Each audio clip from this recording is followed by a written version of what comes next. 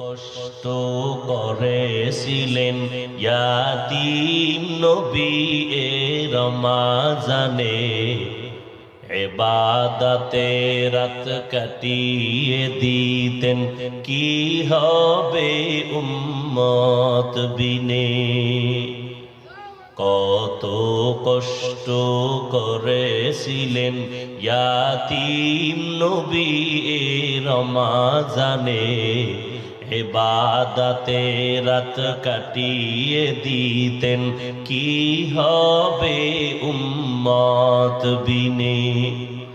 আমরা তো সেই নবীর উম্মত,